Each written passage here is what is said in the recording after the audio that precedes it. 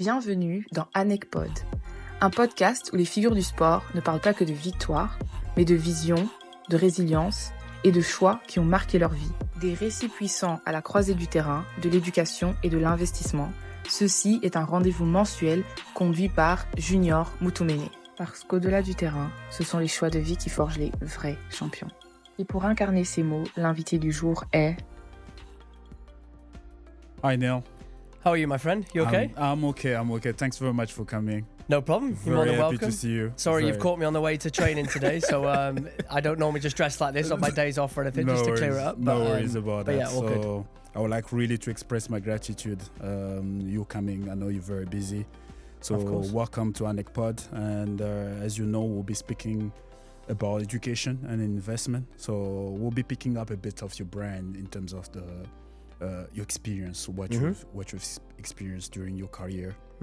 So because if I have to go back to your background, actually starting with at Manchester City Academy, where you went to Wrexham, and then after that you actually went to Swansea, Aston Villa and Middlesbrough, and then with that you had an exposure with the national team, being part of the team who made it to the semi-final for the first time, the Wales national team. So you have a lot to say regarding that. So according to this, it's going to be very important because what we're trying to achieve is about actually educating not only the young players, not only the young people, but the overall people, you know, for them to understand what it's all about and stuff. So to start off, it's going to be very important to actually touch a bit on your early education. How important education was and then today, because beside the fact that you've played football in the highest level, today you're coaching the under-21 at JAZIRA in the UAE.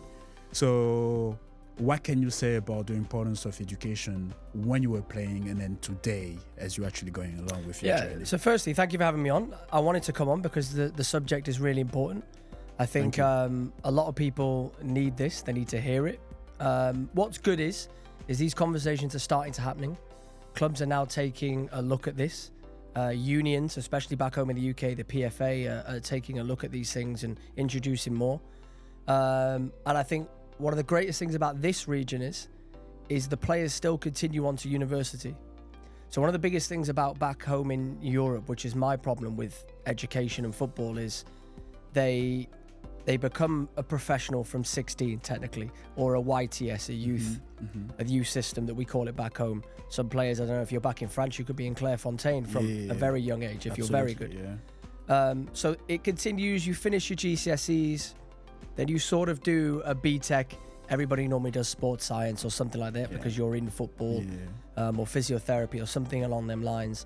And you sort of come out with a BTEC at 18 if you're released. But the great thing about here in this country is they continue studying.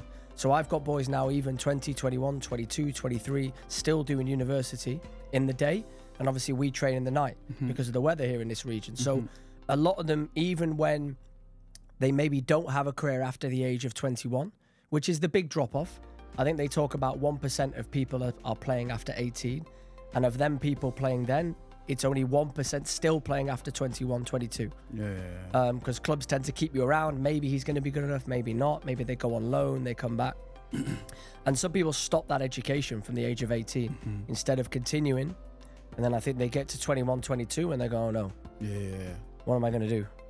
And what I always say was I actually was got in touch with by a company probably about 3 years ago that were basically looking at taking only sports people into their business. Because they felt that the transferable skills that you pick up, competing, being on time every day, being in meetings, having to look after yourself when you're injured, the mentality it takes to be a sportsman, they're all transferable skills to any line of work in any job. I can understand that. To any line of work in any job. And just like, you're almost in a job anyway when you're 16 or 17. I mean, you know me, when I was a manager with golf, it's you got to be on time, you got to be at work on time, you got to work properly, you got to respect people around the building, and especially as soon as you take a salary and a wage, you're then in the working world, so to speak. Absolutely. But football leaves you with nothing at 21, 22 if you haven't carried on your education. Whilst there's transferable skills, people still want you to be qualified. And I think that's the great thing out here. I have guys doing business studies and economics and stuff like that, and really important that education continues. And if you're a footballer that's lucky enough to play like I did, a long career, 17 years, keep educating yourself. There is a lot of downtime as a footballer. Yes, you have to rest. Rest is as important when you're a footballer, but educate yourself in the spare time that you get as well. Very, very important for the after career. So you've said some very important facts in terms of education, actually pushing yourself going along. And there is a couple of players, there's a lot of players around the world saying that I want to focus only on football. I don't want to actually get bored about going to school, get myself like degrees and all stuff. And then because they've seen players doing it and then succeeding in anyhow. What would be your personal view regarding your own experience regarding that fact where a player just want to focus on football and then not think about anything else? I understand it. I guess if you were in any other industry, somebody might say the same thing. If somebody was in photography, they're going, well, why would I go and study something else at the same? Because you can do photography until you're 75 years of age if you want to. You know what I mean? You can make a life. But there's two things we can guarantee you. One is the percentages are not on your side. Full stop. An injury can occur that is out of your control, that ends your career. And number three, from the age of 30 onwards, you're becoming disposable. Three facts. They're not up for discussion, them ones. Yeah, definitely. It will end. I know Cristiano Ronaldo wants to keep playing until he's 50, I think, but trust me, most of us can't do it, you know? So there is a fact that your career, or this career, is coming to an end. Absolutely. It's coming to an end. Unlike any other, you can be a banker, you can be a doctor, you could be anything else, but if you're in sports, it will come to an end, and that's a fact. That's very important because, and then with what you said, that leads us to the next point, which is the financial aspect of it, where we'll be speaking about investment as well.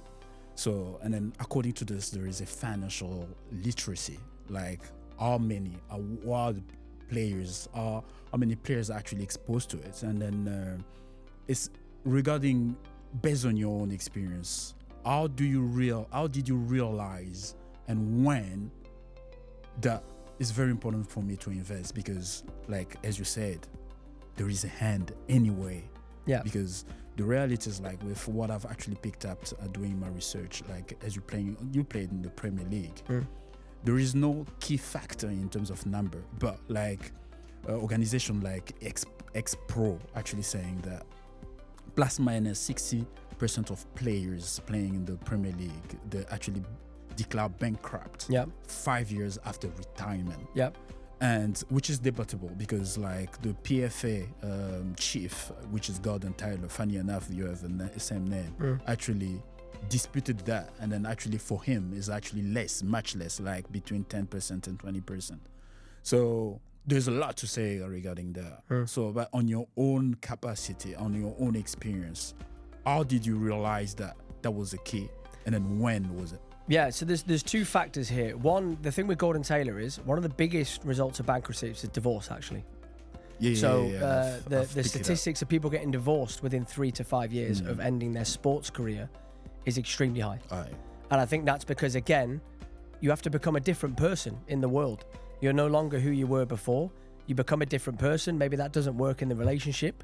And of course, with divorce becomes something that's quite financially hefty, you know? So I think that's one of the reasons can be for sports people, I think, in terms of that statistic you're talking about. The other thing is what you're doing sustainable?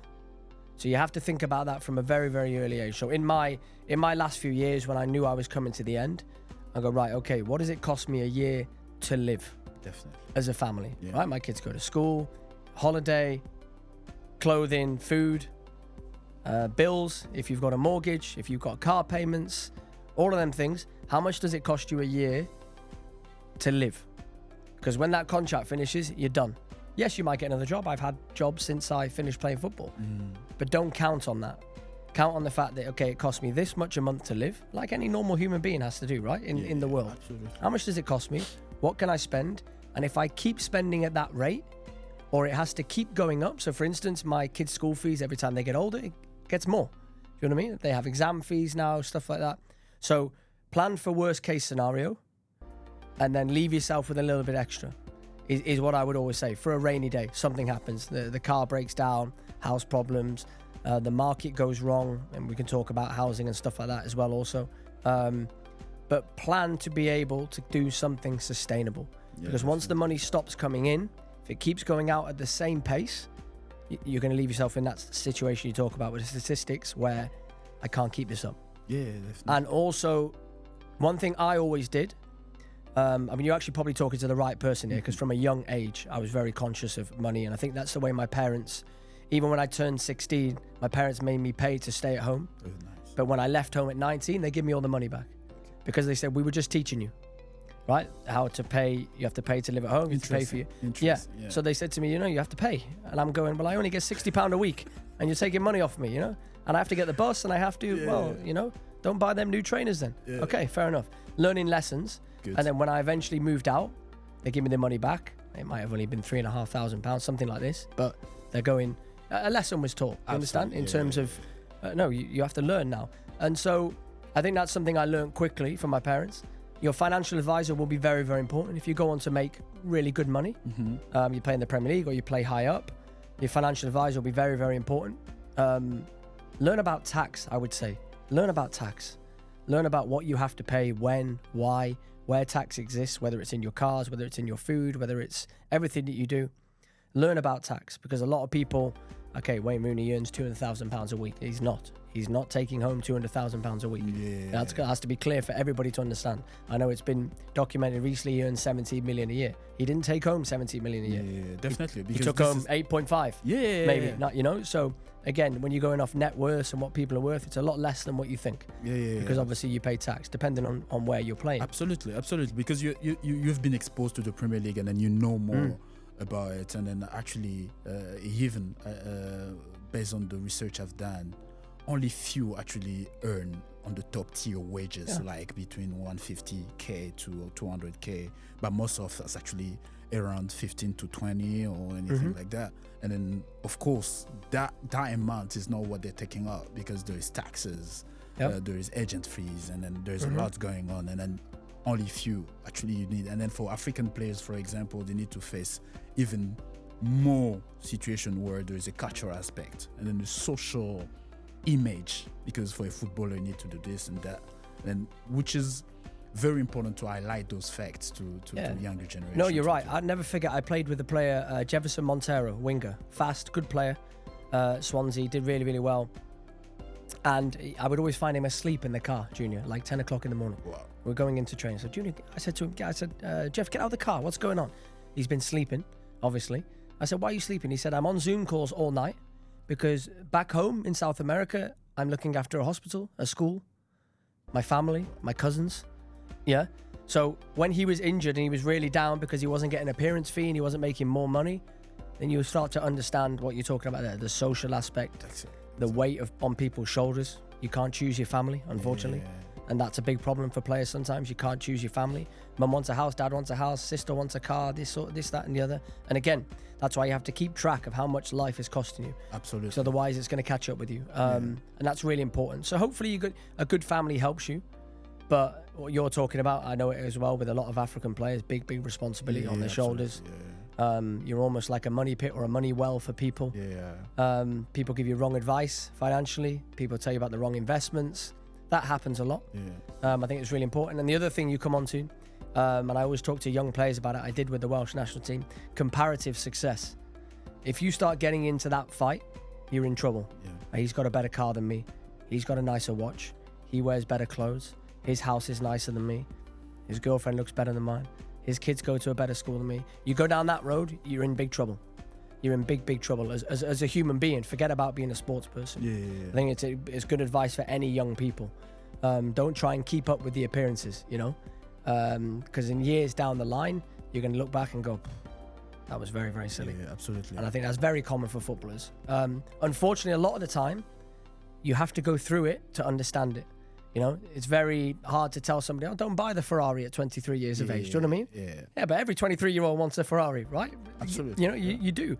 But the advice would always be, just be careful And again, is it within your means? Is it going to stretch you every month by doing this, or is it well within because of what you're earning? Do you still want to drive a Ferrari when you're 40? Okay, now let's talk about what you're going to do. Exactly. That's the idea then, yeah. Exactly. Those are very important aspect of the vision, projecting yourself in the future. And then I'm very much happy to actually understand that you've been aware of those financial situations very early. How important is for a player when you're projecting himself in terms of investing and stuff, for the choice of a wife? What is the role a wife can actually play around it, in your view? Yep. To be with you, to lead that vision, actually to be able to attract or put in place some structure which will help you guys in the future. Yeah, and again, I mean, you always hope in life you pick a good partner that's down to earth and grounded, and in actual fact, she's on the journey with you, the exact same journey. You might see the holidays get better, the houses get a little bit better, the cars get a little bit nicer. So again, are they in a position where they're on the same wavelength as you in terms of what is okay and what's not okay? Do you know what I mean? In terms of what we're spending. And again, it comes back to that monthly figure that you're talking about. How much are you spending? Is it within our means? Are we in this together? I would always say, have the conversations. Have the conversations. Don't be embarrassed to have the conversation and go, well, should we have done this or should we have done that? And if it's in your head, talk about it. You're a partnership. That's what a marriage is. You're in it together. So I think it's important you go on the journey together and you include your wife in everything. Hopefully your wife is somebody that's running her own business anyway and has her own life and that sort of stuff. But if you have kids, keep them involved all the time in what you're doing. It's important you're not hiding things on one side to the other. In your view, especially while you've been playing in that highest level, you were really into it. What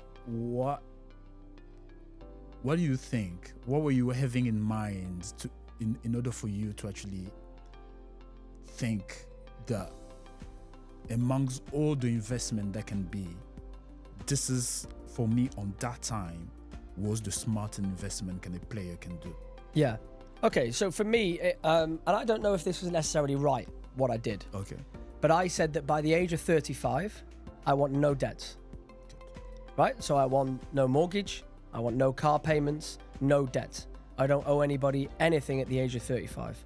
So even when I've invested in properties, if I've took them out on a mortgage, it will be for the length of time that my contract is. Right? So if I took, I did a renovation of some apartments in Swansea, 8, and again, my contract was 4.5 years. This has to be paid off in 4.5 years.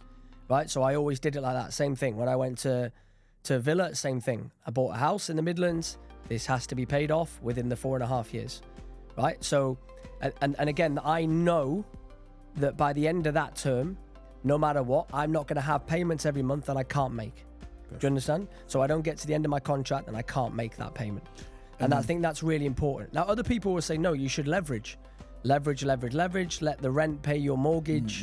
You know what I mean? And you can have more properties and more. But all I wanted to do was to make sure I had no debt when I finished playing football. Good. And that was mainly with properties in the market, but I was a very low risk. When I was earning the highest amount of money I earned, I put a bit more a month into high risk investments, which I've seen over a period of time do really well. And to be honest, I've seen things in the market do a lot better than my property have done. But if you want something, what I would always say is, especially with properties, is you can't time the market. It's the time you spend in the market. Yeah, so I took an apartment at 19 years of age in Wrexham when I signed for them. I took an apartment, just a 1-bed for myself. I planned on moving in it before I moved to Swansea. And the rent on that property from 2009 to now is double. Right? There's no way in 2009 I know that's going to happen. Yeah. It can go like that, it can go like that, it can go like that. But I've paid it off within the length of my contract. So I know if the market goes like that, it doesn't matter. Not affecting me. Yeah. If the market goes like that, great. You know, so you have to be able to look at everything you've got as a portfolio. Can I ride out the bad times? Yeah. Right? Or if I've got 50 properties, all leveraged and mortgaged, and I've got X amount of payments a month, and suddenly the market tanks or the interest rates go up, I'm in big trouble. Definitely. I can't make the payment. So I think that was where I always had a vision of in the end. And it was the same with my cars and that. I'm going to stop doing these silly hire purchases, balloon payments at the end, ridiculously losing amount of money on cars and stuff. Definitely. And that was always me. I don't necessarily think it's the right way to be. Some people open businesses. Some people like to own a restaurant, a coffee shop, this, that, and the other. Again, okay, is it within your means or is it going to hurt you in the long run? Yeah. Are you going to be able to keep this up? Yeah, absolutely. And I think probably that it's going to be a very good thing for academies and clubs to invest more in those type of conversation with the players, with education. What do you think about it? Yeah, perfect. So again, what I said about earlier, clubs are now doing it. So even at Al Jazeera, we've already had nutrition meetings, financial meetings. Nice. With the players. And again, what you're talking about, we've got young players from South America, young players from Africa, young players from Eastern Europe, who have no idea about money, what they should do with it, even exchange rate, how they send it home without losing too much money, and all of that sort of stuff. So we're giving them all of that. We're giving them English lessons. Fantastic. English lessons they're getting all the time, especially the ones that live in the building. They're getting English lessons. And I know it's the same back home. I know, funny enough, I knew I was coming on here today. I had an email from the PFA because I'm on their list. And it said, we are giving 9 candidates in the next 9 days, free 12-month course on many different things within football. So physiotherapy, football admin, analyst, all this. We're going to pay for you to do 12-month course, right? And we're picking 9 players in the next 9 days. So initiatives are coming, because everybody realizes that the numbers we're talking about of people that make it are just not there. Yeah. They're not making it. And I think especially when somebody's been at the club since 7, 8 years of age, I think you then have a responsibility to help them in something. Now, that doesn't mean to say if you are a bricklayer or you work in woodwork and you're not very good at it, that company is going to help you find another job. No, not necessarily. You know what I mean? Yeah. So I think also as your own human being, me and you both know you're not given anything in life. Absolutely. You know what I mean? You have to sort this out. You have to go and educate yourself outside of it. And because you've highlighted a lot of good movement in terms of decision you made, and then which is, in your view, questionable if you did it right or wrong. So on that time, were you advised by someone? Were you assisted by someone? Or was it actually based on what you've learned since you were younger? No, so I was assisted by someone. I was actually the period of players where, so before me, I know many, many players who used to just say to the advisor, here is half of my wages. You know, do whatever you can with it. Make me money if I can pay less tax somehow. There was a generation in the 80s, the 90s, players like this would just go into the advisors. The advisors were doing all sorts of silly stuff.